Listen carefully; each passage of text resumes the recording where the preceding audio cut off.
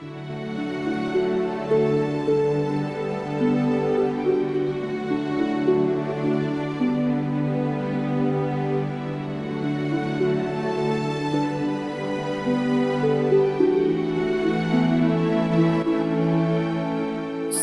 2006 لە تۆڕی کۆمەڵایەتی پاڵتاک چەند کۆڕێکم گرت لە ژووری کوردستان یونایتد. بۆتین سەرپەرشتیە کرد. کۆڕێک بوو لەسەر مافی ئافرەت. دوای تەوابوون کەسێک پەیوەندی پێوەکردم بە ناوی گوڵی سوور سڵاوی لێکردم. وەڵامم نەدایەوە تا درەنگ لەبەرەوەی تایبەتی ترم زۆر لەگەڵ بوو لە پاڵتۆک. دەرچوو لە پاڵتۆک منیش جوابی سڵاوم دایەوە و بەجەمێشت. دوای ئەو لە تایبەت پرایڤێت نووسی بووی ماکوان تۆ جاشی عەرەبی، بۆ خزمەت بە کورد ناکەیت، خزمەت بە ئیسلامی عەرەبی شۆڤێنیەکەی، بۆ خزمەت بە محەممەدەکەی. کچێکی هێناوە تەمەنی 9 ساڵ بووە. وەڵامم نەدایەوە. لای خۆم سڕیمەوە کە نەتوانێت هیچ نووسینەکەم بۆ بنێرێ. پاشان بە ناوی سوورەگوڵ هاتەوە. دیسانەوە بە ئەدەب سڵاوی کرد. وەڵامم دایەوە. وتی کاک ماکوان، جیاوازی یەهودی و ئیسلام چییە لە عونسوریەتدا؟ ئێوە وەلا و بەرائتان هەیە، ئەوانیش هەر وەلا و بەرائیان هەیە، خۆیان بەگەلێکی پێشەنگ ئەزانن بۆ هەموو جیهانیان، ئێوە شەروان. بەم شێوەی وەڵامم دایەوە.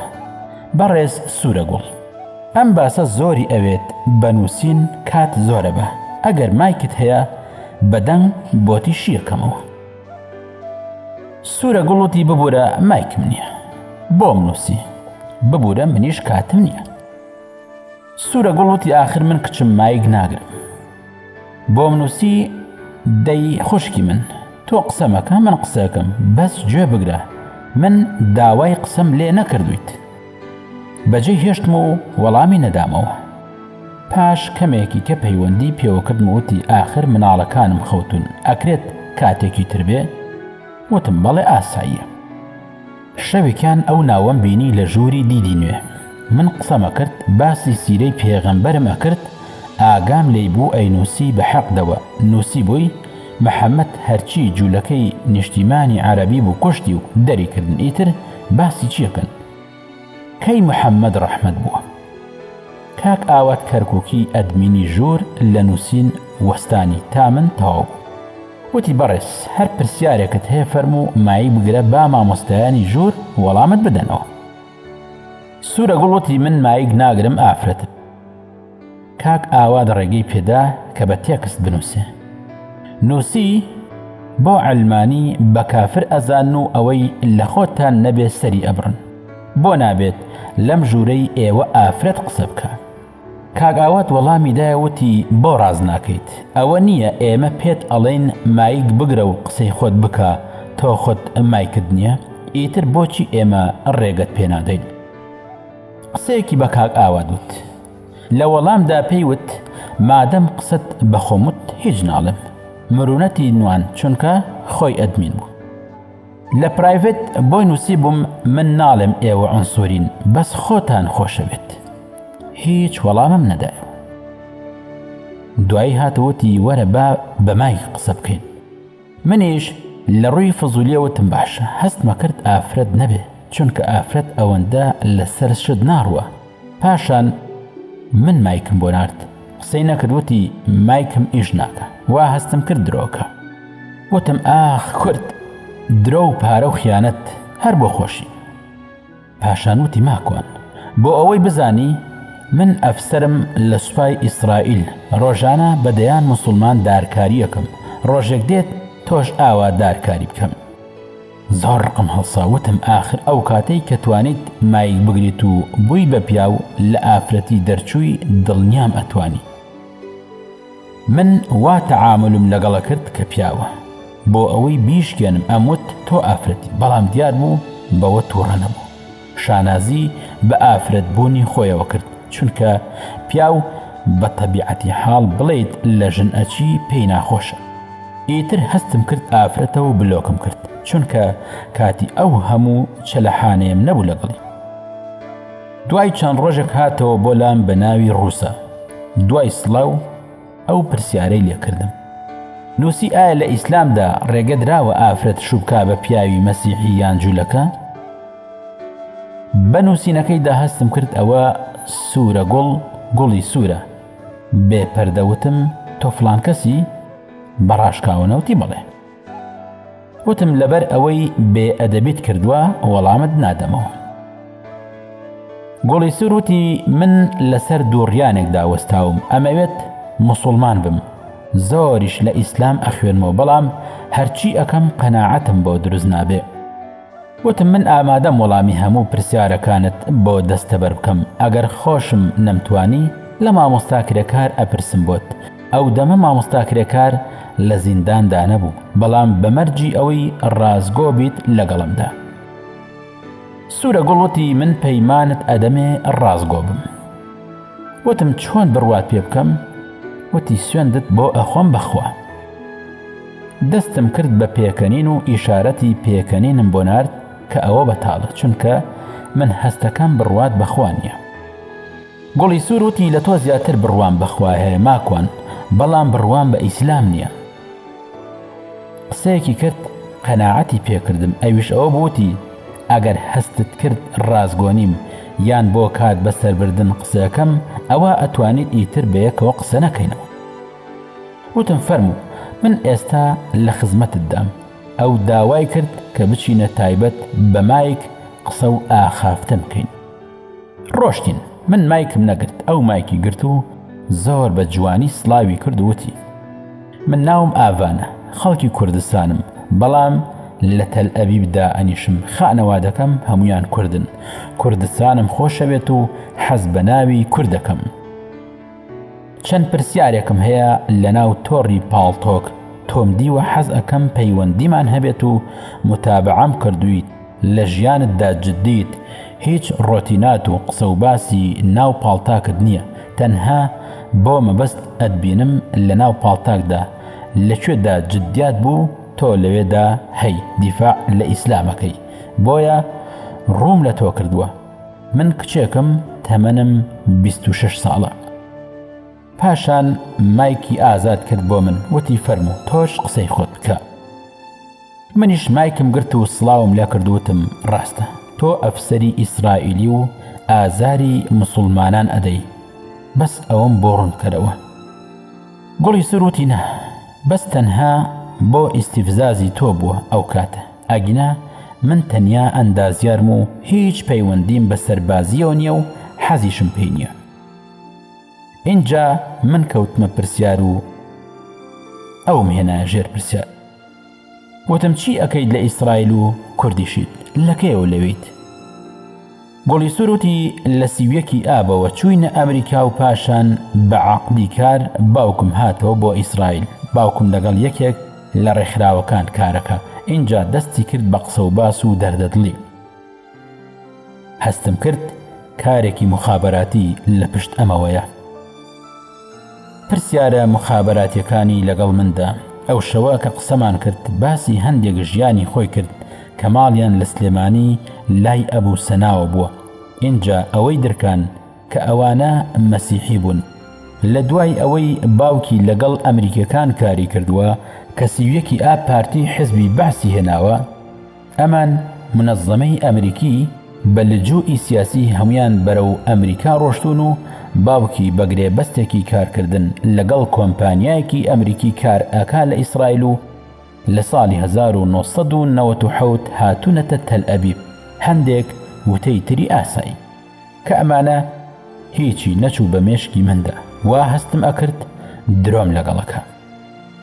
ئەو شەوە منیش باسی خۆمم بۆ کرد کە لە ساڵی 1998 لە ئەوروپام بە هۆکاری نەبوونی کار و کەسابەت و بۆ بنیاتنانی کەسایەتی خۆم هاتوومەتە ئەوروپا و لە وڵاتی خۆم هیچ کێشێکی سیاسیم نەبووە، وەک تەعاروف و یەکترناسین یەکترمان بەجێهێشت. من باسی هیچم بۆ نەکرد چونکە لەگەڵ خێزانم سەیری زنجیرێکی ئێرانیمانە کرد بە ناوی پاورچین. بۆ ڕۆژێکی تر لە ناو پاڵتۆک هاتەوە بانگی کردم بۆ ژوورێکی تایبەت بە مایک ئەو پرسیارانەی لێکردم. گوڵی سوور وتی سەلەفی جیهادی چییە؟ وتم ئەوە قوتابخانەیەکی فکری ئەهلی سنەت و جەماعەتە، باس لە مەنهەجێکەکە کە پێشینانمان چۆن ڕەفتاریان کردووە. خۆشیان بەو کۆمەڵە ئەزانن کە لە ناو فەرموودەی پێغەمبەری نازدار درودی خوای لێبێت بە تایفەی حەق یاخود تایفە مەنسوورە ئەزانن کە هەمیشە لە خەبات و شۆرش و کۆششدان. گوڵی سوور وتی ئیخوان چێن و چین. وتم قوتابخانەیەکی ئەهلی سنەتە پڕ لە شۆرش و خەباتە بۆ گەڕاندنەوەی ئاینی پیرۆزی ئیسلام و ئایدۆلۆژیایی ئیسلامی. لە سەردەمی حەسەن بەناوە ڕەحمەتی خوای لێبێت دامەزراون تا ئەم سەردەمەی کە ئێستا من و تۆ قسەکەین و سوپاس بۆ خوا بەهێز و بازووی ئیخوان بوو کە سینا لە ئیسرائیلی داگیرکەر پاکرایەوە. لەو کاتەدا پێکەنینێکی نووسی بۆم، منیش مایکم ئازاد کرد. گوڵی سوور وتی حیزبی تەحریر چێن. وتم کۆمەڵێک موسڵمانی ئازا و بەجەرگن، هەوڵ و خەباتیان بۆ گەڕاندنەوەی خەلافەتی ئیسلامیە سوپاس بۆ خوا لە ناو فەڵەستینیەکاندا زۆرن، بە تایبەت لە ئەوروپادا و تایبەتتریش لە دانمارک. هەوڵیان بۆ ئەوەیە کە حکومەت و خەلافەتی ئیسلامی دابمەزرێنن تەنها بە ئەدەبیاتی ئیسلامی دوور لە هەموو ئەدەبیاتێکی تری ڕۆژئاوایی یاخود ڕۆژهەڵاتی، بەڵکو تەنها ئیسلامی. گوڵی سوور وتی کاک ماکۆن، تۆ کامیانی لەم سێ قوتابخانەیە؟ ئیتر هەستم کرد ئەو هەروە سادە نییە، بە دڵنیاییەوە ئەمە پرسیاری مخابراتیە و لەسەرێکەوە سەردەرەهێنێت. اینجا هەستم بەوە کرد کە ئەم ئافرەتە کەسێکی سادە نییە. وتم جا تۆ ئەم پرسیارەت بۆ چییە؟ بۆ لە ژیانی شەخسی من پرسیارەکەی؟ ئەوە پەیوەندی بەخۆمەوە هەیە. هیچی باز نەکرد لەسەر ئەو مۆزوعە، چووە سەر باسێکی تر و وتی تۆ گوێ لە موزیکەگری حەڵاڵە یان حەرامە؟ هەستم کرد اینجا ئەو خۆی دزیەوە لە پرسیارەکەی من. وتم من بۆ خۆم گوێی لێگرم، بەڵام هانی کەس نادەم بۆ ئەوەی گوێی لێ بگرێ. پاشان منیش نەم کردووە بە عادەت کە گوێ بۆ میوزیک بگرم، پێناچێت بە مانگیش گوێ لە میوزیکێکی تایبەت بگرم، مەگەر دەنگی میوزیکی دەنگ و باس و تەلەڤیزیۆن بەگشتی. من باس لە حەڵاڵ و حەرام ناکەم، چونکە ئەوە ئێختیلافی لەسەرە. گوڵی سوور وتی ڕاتچۆنە بۆ مافی ئافرەت؟ وتم هیچ بڕوام بە مافی ئافرەت نییە. گوڵی سوور وتی ئەی چۆن؟ وتم لەبەر ئەوەی من بڕوام بە مافی مرۆڤ هەیە، پیاوژن لە ئەنجامی ئەو مافی مرۆڤەوە ئەبینم کە خوای گەورە بۆ ژن و پیاویش دەستەبەری کردووە لە ئیسلامدا ماف دراوە، بەڵام لە هەموو بەرنامە و ئاینەکانی تردا ماف بە زۆر ئەسێنرێ. جیاوازیەکە ئاسمان و ڕێسمانە، تێگەیشتی یان زیاتر ڕوونی بکەمەوە؟ گوڵی سوور وتی تێگەشتم. هەستم کرد ئەو ئافرەتە خەڵکی تر لە تەنیشتیەوەیە و فێری قسەیەکەن و پرسیاری فێرەکەن، ئەیانەوێت من بخوێننەوە، لە ئەنجامی قسەکانم من و ناخم باش بناسن و بیخوێننەوە. گوڵی سوور وتی کاک ماکۆن، ئەگەر لە جەنگێکدا منت بەردەست بکەوێت چیم لێکەی؟ ئەم کەیت بە کەنیزەک بۆ خۆت؟ وتم وەڵامی من بۆ ئەم پرسیارە مخابراتی ئەوەیە زۆنی جەنگەکە دەستنیشانیەکە. تۆ وەک جوندی و سەربازی ئیسرائیلی دەست من بکەوی، ئەوە مامەڵەی دیلیت لەگەڵەکەم، چونکە سەردەمی کەنیزەک نەماوە. ئەو یاسایە لە ئیسلامدا ئێستا کاری پێناکرێ، چونکە لە سەردەمی سەلاحەدینی ئەیوبی مامەڵەی لەگەڵ ئافرەتانی جەنگدا مامەڵەی دیل بوو، یاسای کەنیزەکی نەسەپان. لە جیهادی ئەفغانیشدا بە هەمان شێوە ئەفغانیەکان کە سەربازی ئافرەتی ڕووسیانەگرت هەر مامەڵەی دیلیان لەگەڵدا ئەکرا. ئەگەر ئینشاءڵڵا من تۆم گرت ئەوە مامەڵەی دیلت لەگەڵەکەم. خۆ ئەگەر دوژمن کە ئێوەن مامەڵەی کەنیزەکتان لەگەڵ ئافرەتی موسڵمان کرد، ئەو کات ئەمیری موسڵمانان ئەمریە کرد منیش تۆ ئەەکەم بە کەنیزەک بۆ خۆم، یان ئەگەر زانیمان دوژمن کە دیسانەوە ئێوەن ئافرەتانمان ئەکوژن، ئەوە بە دڵنیاییەوە منیش ئەتکوژم بۆ ئەوەی چیتر موسڵمانان نەکوژرێن، وەک وەڵامێک بۆ کردارەکەی ئێوەی دوژمن. هەڵبەت ئەم باسانە زیاتر ئەخوازێ پێویستی بەڕوونکردنەوەی فقهی جیهات هەیە. گۆڕی سوور وتی کاک ماکوان من شوت پێیەکەم ئەمهێنیت ئەبم بە مسلمان. لە دوای ئەوەی کە پرسیاری کرد ئایا کاک ماکوان من ئەگەر مسلمان ببم شوت پێ بکەم ئەمهێنیت، بە دەنگێکی ناسک و پاشان بە زەردەخەنەوە هەستم کرد ڕاز ناکە. سبحان الله، ئەو دڵە وەک فەرش لول بوو. خوا ڕەحمی کرد خێزانم لە تەنیشتمەوە حازر بوو. اینجا هەستم کرد زانایانی ئەم ئیسلامە خەڵوەتی ئافرەتیان هەروە بە ئاسانی حرام نەکردووە، بە تایبەت لەم چاتە سارد و سرانەوە. پاشان بۆ خۆم لە دوڕیانێکدا بووم، ویستم قسەکەی پێ ببڕم و بە جددی وەری نەگرم. وەڵامم دایەوتم خێزانم دانیشتووە، بۆ حرمەتی خێزانم هیچ وەڵامێکت نادەمەوە، هەرچەندە ئەمە بۆ خۆی ڕازی بوون بوو. ئاگاشم لێبوو خێزانم تووڕە بوو، بەڵام بۆ ئەوەی جارێ خێزانم هێور بێتەوە پەیوەندیم بە خوشکێکێک کرد کە شارەزا بوو لە هاکردن. پاشان کوڕێکی بەڕێزی ترم ئەناسی بارزانی بوو، نازناوی کاک خرپن بوو، کوڕێکی بەڕێز بوو، لەم بوارانەدا شارەزا بوو، هەلێکی باش بوو لەسەر خەت بوو. اینجا داوای لێبوردنم لە گوڵی سوور کردوتم خەڵکی ترم لەگەڵدایە قسە ئەکەینەوە. خێرا لەگەڵ کاک خرپن و تارای خوشکی خێزانم دەستمان کرد بە قسە و مەوزوعەکەم بۆ باسکردن کە من داوای لێ یەکەم کامێرا بکاتەوە، پاشان ئێوە وێنەیم بۆ بگرن چونکە من ئەو شتانە نازانم. تاراوتی من ئەوەت بۆکەم، بەڵام ئەبێت بێمە ناو کۆمپیوتەرەکەتەوە. وتم باشە. داوام کرد لە خرپن کە ئەویش IP ئەدرەس و جێگا و مەکانیم بۆ ئاشکرا بکەم. خرپن وتی ئەبێت من چاوم لە نووسینەکانی بێت، تۆ وێنەیەکی خۆتی بۆ بنێرە با بتبینێت، من بە وێنەوە نازانم چی هاوپێچ کرد لەگەڵیدا. گرنگ ئەوە بوو ئەوژوتی ئەبێت بێمە ناو کۆمپیوتەرەکەتەوە. ڕێگەمدا بە هەردووکیان، پاشان چوومەوە بۆ لای گوڵی سوور. ئاگادارم کردەوەتم جا ئەم قسێت بەڕاستە کە ئەتەوێت موسڵمان بی؟ بۆی نووسیم بەڵێ. وتم باشە، ئەی بۆ شو ئەەکەی بە من؟ ئەوە چەند برایترمان هەیە ژنیان نییە، بۆ شو ناکەیت بەوان؟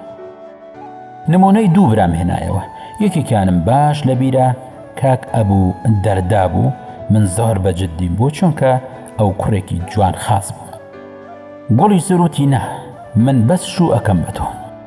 لەم حاڵەتەدا شتێکی زۆر عەجیب ڕوویدا. برایەکی تر لە ژوورەکەدا پەیوەندی پێوە کردم، ناوی کاک نەسرەت بوو. ئیزنم لێ خواست کە خەڵک لە پێسیەکەمدایە ئەو مۆستان. پاشان بە ڕووساموت باشە من چۆن بزانم تۆ ڕازەکەی من ڕازیم، بەڵام بە مەرجی ئەوەی ئەبێ بتبینم. گوڵی سوروتی وەرە بۆ ئیسرائیل. وتم من ناتوانم بێمە ئیسرائیل، تۆ وەرە وڵاتێکی عەرەبی یان هەر وڵاتێکی تری ئەوروپی، من دێم وڵات. گوڵی سوروتی باش. وتم تۆ منت دیوە؟ گوڵی سوروتی بەڵێ، وێنەی تۆم لە دەریای نور بینیوە. خرپنوتی پێی بڵێ من تۆم نەدیوە، با کامێرات بۆ بکاتەوە. منیش پێم وت. گوڵی سوروتی من کامێرات بۆ بکەمەوە. کامێرای بۆ من کردەوە چیم دی؟ ئافرەتێکی نازداری جوانی قشخاو، هەر زۆر جوان. لەو ئافرەتە جوانانە بوو کە پەسەند کراون. کوڕە من خەریک بوو دڵم بگۆڕێ، باش بوو خوا ڕەحمی کرد. دەنگ تۆمارەکرا، وێنەی ئافرەتەکە گیرە. منیش وتم تازەترین وێنەی خۆمت بۆ ئەنێرم. ئەو وێنەی کە کاک خرپن ئامادەی کرد بوو ناردی وەریگرت. بەهۆی وێنەکەوە کە وەریگرت هەموو IP ئەدرەسەکەی بۆ دەرهێنام لەکوێ ئەژی و تەنانەت ناوی گەڕەکەکەشی بۆ هێنام، جۆری خەتی ئەنتەرنێتەکەی کە بەکاری ئەهێنێت ناوی ئەوشی بۆ هێنام. ماڵ ئاواییمان لە یەکتر کرد و لە دوای هەندێک قسەی ڕۆتینی و سادە من خێرا هەڵسام دەست نوێژم گرت و 2 ڕکعات نوێژم کرد. تارە هەموو وێنەکانی لای خۆی خەزن کرد و دایەوە دەستی من. کاک خرپن هات. وتی کاک ماکوان ئەو کەسە ساختە چییە؟ ئەو وێنەیە هی خۆی نییە. وتم چۆن؟ خرپن وتی ئەو وێنەیە لە پاڵتاکدا هەیە، ئەوە ئافرەتێکی ڕووسیە ڕیکلامی پاڵتاکە، دیسانەوە وێنەکەی بۆ هێنا. زۆر بێتاقەت بووم. نەم ئەزانی بێتاقەتیەکەم بۆ ئەوەیە کە درۆی لەگەڵ کردوم یاخود ئەم ئافرەتە جوان دەرنەچووە یان چی بوو. بۆم نەدۆزرایەوە، بۆیە ئیتر بە جددی وەرم نەگرت، زانیم درۆزنێکی عەزیمە. وتم ئەی ئەدرەسەکەی کوێیە کا خرپن؟ وتی کاک ماکوان ئەوە لە ئیسرائیلە لە تەل ئەبیبە. زۆر پەست بووم، چوومە خزمەت کاک نەسرەت. وتی کاک ماکوان قسەیەکی خۆشت بۆ باس بکەم. وتم چییە برای خۆم؟ کاک نەسرەت وتی ئافرەتێک هاتووە لەگەڵ مندا قسەی کردووتی ئەمەوێت شوو بکەم بە تۆ یان ماکوان. زۆر داوام کرد لە کاک نەسرەت وتم چێ بوو؟ کاک نەسرەت وتی خوشکێک بوو. ئیتر زۆر قسەم نەکرد، بەڵام تەوقیتەکەی زۆر سیر بوو لەلام، بەس هەر بە سادەیی وەرم گرت. کاک نەسرەت هەر پێی نەوتم تا ئێستاش.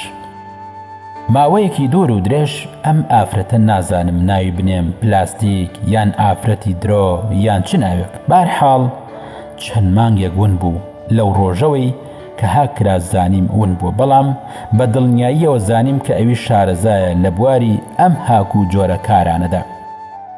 حتمەن زانیوێتی بۆیە خۆی شاردۆتەوە.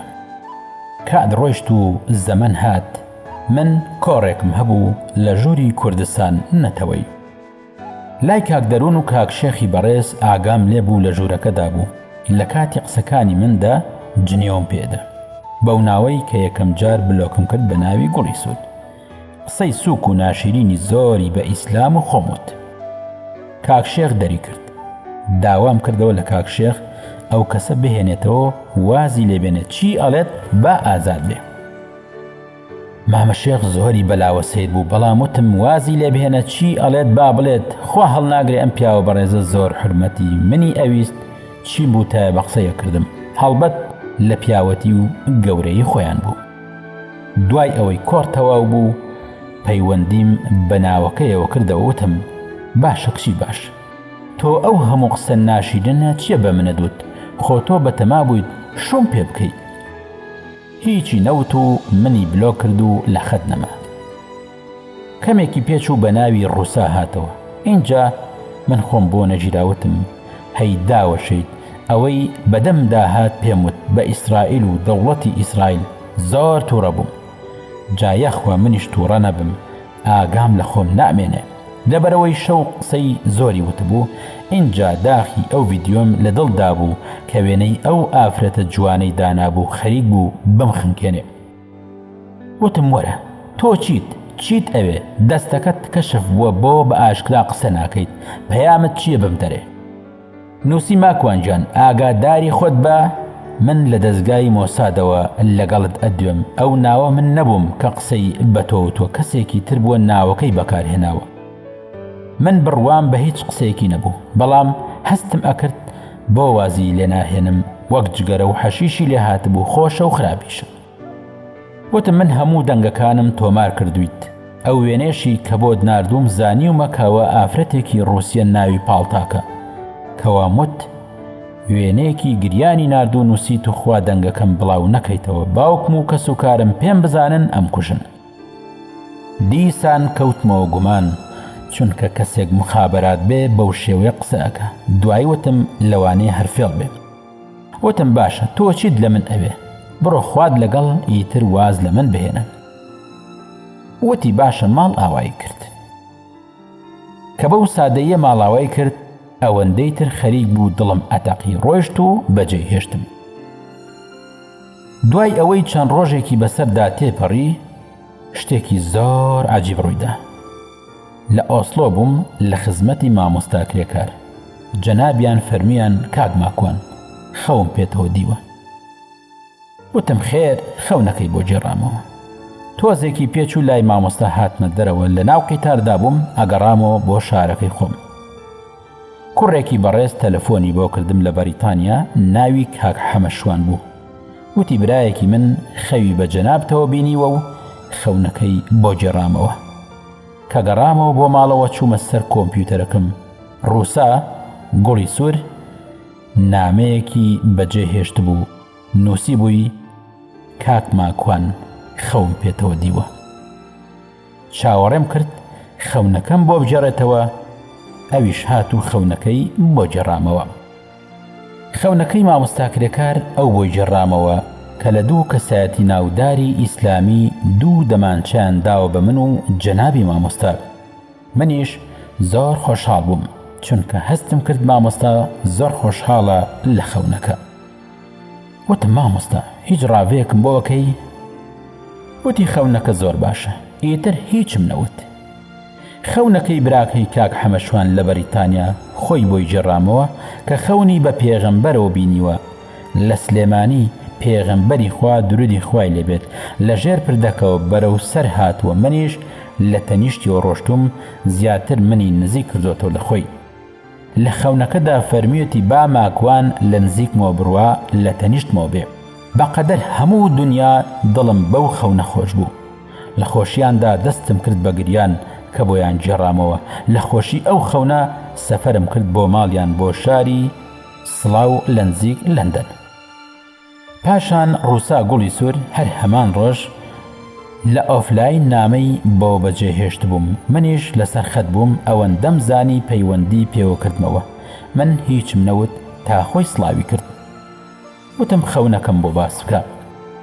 خەونەکەی ئەوە بوو کە گوایە جلی بووکێنی کردوتە بەر و لە ڕێگادا بە سیارە وەرگەڕاوە. من چوم لە ناو سیارەکەدا دەرم هێناوە. لێتان ناشارمەوە هەر بە درۆ قسەی بێمانە لەوم وەرگرت. ڕاشکاوانە وتم بەخوا بڕوای هیچم پێت نییە، خەونەکەشت ئەوەندە بەلامەوە گرنگ نییە. وتی باشە ماکوان، تۆ لە کام بەردوودار دروستکراوی ئەوەندە ڕقی؟ وەڵامم نەدایەوە. دوای وتی ئەتوانم پرسیارەکەت لێ بکەم؟ بۆ بنووسی ئەگەر پرسیارەکانت معقول بن وەڵامت دەدەمەوە. وتی بەس بۆم شی بکەرەوە بۆ لە ئیسلامدا ئافرەت وەک شەهوەت تەماشاکرێ. بۆ تۆ بڕوات بە مافی ئافرەت نییە. ئەوە تا من لە ئیسرائیل هەموو مافیەکەم هەیە. لە ڕۆژئاوە هەموو ئازادیەک بەژن دراوە. بۆ دوان بە شاهیدێک هەژمارەکرێ، بۆ ئەبێت پیا و چوار ژنی هەبێ. وتم پرسیارەکانت بۆ ئەەکەم بە چەند بەشێکەوە، ئینجا وەڵامەکانت ئەدەمەوە. بۆم کردە خاڵ و وەڵامەکانم بە جۆرەی توانا و خوێندنەوەی خۆم بۆ باس کرد. یەکەم، ئافرەت لە ئیسلامدا شەهوەتە؟ بەڵێ، بە دڵنیاییەوە ئافرەت شەهوەتە، چونکە زۆر جوان و ناسکە، هەموو هۆرمۆنی پیاوی پێبەرزە بێتەوە. ئەمەش عەیبە نییە، بەڵکو لە شەدەلاری و ناسک و نازداری ئافرەتە. شەهوەت بە واتای حەزە. پیاو ئەبێت هەر حەزی لە ئافرەت بێ، نەک لە ڕەگەزی خۆی. ئەگەر وابوو ئەوە شازە و نەخۆشە. کەواتە ئیسلام تەندروستانە پێناسەی ئافرەتی کردووە بۆ پیاو، چونکە بیرکردنەوەی پیاو لەسەر بنەمای حەزە نەک خۆشەویستی. پێچەوانەکەی ئافرەتە کە پیاوی وەک خۆشەویست خۆشەوێت نەک حەز. کەواتە لە بنەڕەتدا ئەمە گلەی لە پیاوە نەک ئافرەت، چونکە خوای گەورە باسی ئافرەت ئەکا لە قورئاندا بەگوڵ ناوی ئافرەتی بردووە، چونکە ترۆپکی خۆشەویستیە. بۆی نووسیم کەوا لەکوێی قورئاندا ناوی ئافرەت بەگوڵ هاتووە. لە وەڵامدا ئەم ئایەتەم بۆ خوێندەوە کە خوای گەورە ئەفەرمێت: ولا تمدن عينيك إلا ما متعنا به أزواجا منهم زهرة الحياة الدنيا لتفتنهم فيه ورزق ربك خير وأبقى. بۆڵامی بڕگەی دووەمی پرسیارەکەت کە من بڕوام بە مافی ئافرەت و ئەو قسە بێمانایانە نییە لەبەر ئەم هۆکارەیە. ڕووساوتی ئەی ئیسلام کە مافی داوە بە ئافرەت باسی نەکراوە لە فەرهەنگە جیهانیەکاندا. وتم هەر باسی ئیسلامی تێدا نییە، لەوێشدا نەیانوێراوە باسی ئیسلام بکەن. ئەوان بە بۆچوونی خۆیان ئیعتراف بە ئیسلام ناکەن، بۆیە باسییان نەکردووە. من حەزم ئەکرد باس بکرایە، بەڵام دڵنیا بە ڕووسا خاتون نەیانوێراوە باسی بکەن کە چۆن مافی داوە بە ئافرەت، بۆیە بیانویان بۆ دۆزیوەتەوە. گوایە ئیعتراف بە ئیسلام ناکرێت. ئەوەیە وڵاتانی پێشکەوتوی دنیا و دیموکراسی خوازەکان. ئەنجامی ئەم بزوتنەوەیە فێمەنیستی دروست کردە کە گوایە ئافرەتان لە بنەڕەتدا دژی پیاون، ئەوە بزوتنەوەکەیە و دەرئەنجامەکەیەتی. داوای مایکی کرد. مایکی گرتووتی کاک ماکۆن، من بەڕاستی پرسیارت لێ یەکەم و چەند هاوڕێکی تریشم لەگەڵدایە، ئەوانیش ئەیانەوێت پرسیار بکەن. ئاساییە؟ وتم ئاساییە، بەڵام جارێ با بە کورتی وەڵامی ئەو دوو پرسیارەی تریشت بدەمەوە ئێنجا پرسیاری تر بکە. بەنسبەت شاهیدیدان بۆ ئافرەت ڕاستە دوانتان بە شاهیدێک هەژمارەکرێن، بەڵام لە هەموو حاڵەتێکدا نییە. جاری وا هەیە لە بواری شیردان و هەندێک بواری تردا تەنها شاهیدی لە ئافرەت وەرەگیرێت و حساب بۆ پیاو ناکرێت. بەنسبەت چوارژن لە بنەڕەتدا پیاو ئەبێت یەک ژنی هەبێ، بە بەڵگەی ئەوەی کە خوای گەورە ئادەمی دروست کرد یەک حەوای بۆ دروست کرد، نەک چوار حەوا. بەڵام چوارژن ڕێگا پێدراوە تەنها ڕوخسەتێکە. من چی بکەم؟ تۆ حەز ئەەکەی شوو بکەی بە پیاوێک خاوەنی خێزانە، داوای لێ ئەەکەی شووی پێ بکەی، خەتای پیاو نییە، ژنیش خۆی بەشدارە لەو پرۆسێدا. دوای قسەکان من مایکم ئازاد کرد، هەستم کرد چوار ئافرەتی تری لەگەڵدایە. یەکێکیان مایکی گرت و بە گریانە و هەنسکی هەڵ ئەدا و قسەی بۆ کردم. ئەی هاوار، چ معاناتێکی هەبوو، دڵی منی کرد بە ئاو. ئەوانە هەموو سجن بوون کە قسەیان لەگەڵ منە کرد، کوردیش بوون. وتم تۆ بڵێ ئەنفالەکان بن چوو بێتنە ئەبێ؟ وتی ماکۆن باوکەکەم، تۆ خوا چی بکەین لێرە؟ ئەزانی من چەندە بێتاقەتم؟ ئەزانی لەوەتەی لێرەم نەنانم نانە و نەخەوم خەوە؟ ئەزانی خۆمم لە دەست داوە، مناڵم لە دەست داوە، کەس و کارم لە دەست داوە، دین و قیامەتیشم چووە؟ یەکێک لە کچەکان ئەو ئافرەتیان بردە ئەو لاوە و لە مایکەکە دووریان خستەوە. بە منیان وت ئەوە چیە ماکوانە فەنی، دەبڕۆ ملت بشکێنە و وازمان لێ بهێنە. زۆر پەست بووم، سوور بوومەوە و نووسیم خۆ بە زۆر ئێوەم نەهێناوە، ئێوە منتان بان کردووە. بەڵام بەهێمنی سڵاوم نارد بۆ ئەو ئافرەتەی کە ئەگریا و ئەوی تریشم بە تەعلیق و قسەی ڕەقشۆرد، چونکە بەڕاستیش ئەوان منیان بان کرد قسەم لەگەڵ بکەن. بۆیە ژوورەکەم بەجێ هێشت و هاتمەوە بۆ ژووری دیدی نوێ. گوێم لە وتاری یەکێک لە مامۆستاکان گرت. پاشان ناوێک بە ناوی باهۆز پەیوەندی بە منەوە کردووتی کاک ماکۆن، هەندێک پرسیارم هەیە. وتم ببوورە مەشغوڵم، سەرم قاڵە، چونکە بەڕاست توانای وەڵامدانەوەم نەبوو. وتم بڕۆ بۆ لای کاک ئاوات یان مامۆستا ئەنساری، ئەوان لە ژوورەکە وەڵامت ئەدەنەوە. وتی من پرسیارەکەم لە جەنابتە. وتم باشە فەرموو، پرسیارەکەی نووسی. ئایا دیبلۆماسیەت لە ئیسلامدا هەیە؟ نووسیم بەڵێ. نووسی شیکاریەکم بدەرێ کاک ماکۆنجان. بۆم نووسی برای خۆم، ئەمانە بە نووسینی لاتینی نابێت و منیش کاتم ئەوەندە نییە بە نووسین بۆت بنووسم، پێویستە ئەگەر بتوانیت بەدەنگ بۆت ڕوون بکەمەوە جەنابەت گوێ بگرە. باهۆز وتی باشە فەرموو. بانگم کردە ژوورێکی تایبەت. دەستم کرد بە قسە، بۆمشی کردەوە. ئەوەندەی لێم زانی و لە فەرهەنگەکاندا خوێندە بوومەوە، لە ژیانی پێغەمبەرمان درودی خوای لێبێت لێی شارەزا بووم. ئەم وشەیە لە بنەڕەتدا ئەگەڕێتەوە بۆ یۆنان و وشەکە دیپلۆما بووە، واتە وەرەقە یان کاغەزی نوشتاوە یاخود لول کراو. ئینجا فەڕەنسا بەکاری هێنا و بە ناوی دیپلۆمات و یان دیپلۆماتیک یاخود دیپلۆماسی، ئەمانە هەموو یەک سەرچاوەن. ئەم چەمکە بۆ کەسێکی لێزانە کە لە نێوان دوو دەوڵەتدا کار بکە. عەرەب بە سەفیر بەکاری هێناوە. لە ئیسلامدا پێغەمبەری خوا درودی خوای لێبێت سەرەتا خۆی ئەم کارەی ئەنجام داوە، چونکە بە زمانی ئەم سەردەما بەشێک جیاکراوەتەوە بۆ سەرۆکەکان بە ناوی دیپلۆماسی سەرۆکەکان. لە 1950 وینستۆن چەرچڵ هەڵسابەوەی لەگەڵ هەموو سەرۆکەکان کۆبوونەوەی کرد. بەڵام پێغەمبەرمان درودی خوای لێبێت خۆی سەرەتا لەگەڵ یەزیدی کوڕی حارس ئەو کارەی ئەنجامداوە لە تائیف و پاشان لەگەڵ ئەبوبەکر لەگەڵ گەل و هۆزەکانی عێراق و بەحرێن و یەمەن. دوجار خەڵکی بۆ تەعین کردووە. پاشان بۆ حەبەشە سەفیری ئیسلام جەعفەری کوڕی ئەبوو تالیب بۆ ناوشاری مەدینە سەفەری هەبوو کە موسعەبی کوڕی عومەیر بووە. دواتر بۆ لای پاشاکانی دنیا هەر یەکە سەفیری تایبەتی هەبوو. هیچی لە قوڕیش نەبوو بۆ ئەوەی توانا و هێزەکان لە دیپلۆماسی ئیسلامیدا بخاتە کار. بۆ نمونە کە نامەی نارد پێغەمبەری خوا درودی خوای لێبێت وەک سەرۆکی دەوڵەتی ئیسلامی و حاکم و فەرمانداری موسڵمانان لە ساڵی حەوتی کۆچیدا بەم سەفیرانەدا ناردی. بۆ هەر یەکێکیان سەروەرمان قسەی تایبەتی بۆ کردووە.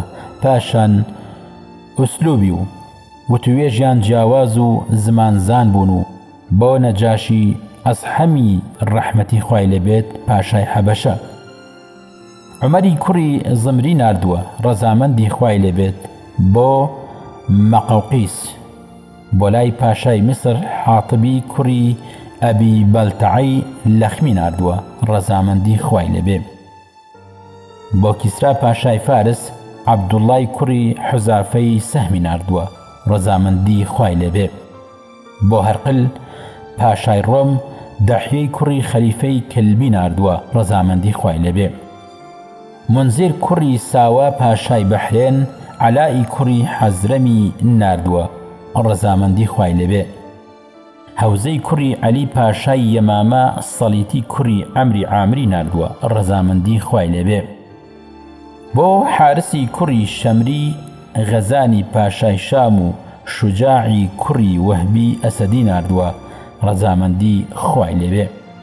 ئەمانە هەموو نمونە بوون ئەتوانی سوودیان لێوەربگری.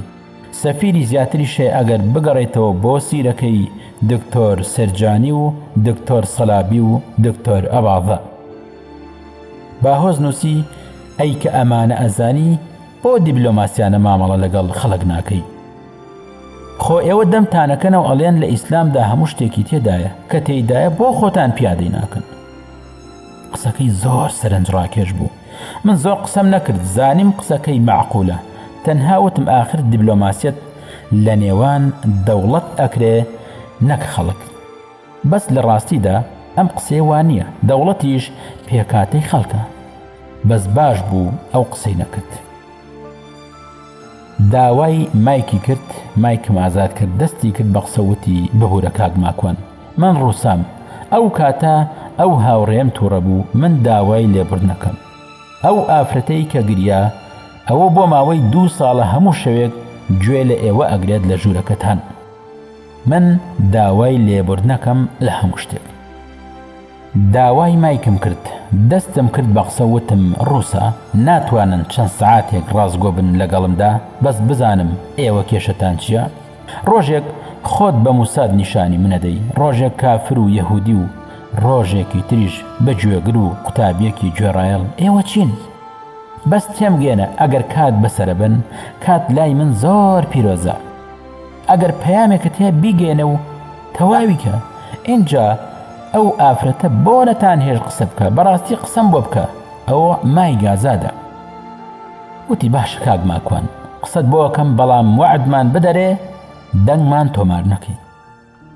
من داوای مایکم کردەوە وتم ئاخر ڕووسە ئێوە واتان کردووە کە خۆتان خستۆتە جێگای شک و گومان وەک مخابراتێکی نەزان خۆت نیشانداوە منیشتان ترساندووە. من ڕۆژانە بە سەدان خەڵکی قسەم لەگەڵەکە دەنگی کەسیش تۆمار ناکەم. سوێن بەخوا تۆش ئەگەر خۆت وا لێ نەکردایە نەمەکرد دڵنیا بە تۆماری ناکەم. ڕووسا مایکی گرت و هەناسێکی قوڵی هەڵکێشاوتی جارێ با من خۆمت بە تەواوی پێ بناسێنم و ئەو ئافرەتەش با بناسیت کە دەستی بەگریان کرد. ئەو دوو کچەش هەر کچی ئەو ژنن. اینجا دەستی کرد بە قسە و باسەکان دڵم بوو بە بریان بۆیان.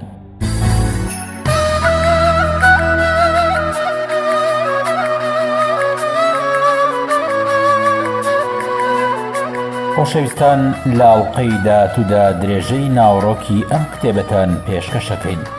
تاوکاتە ڕێز و سڵاوی عەتا قەرەداقی جێبەجێکار پێشڕە و عومەر پێشکەشکار پەسەند بفەرمونون، هاوڕێمان بن.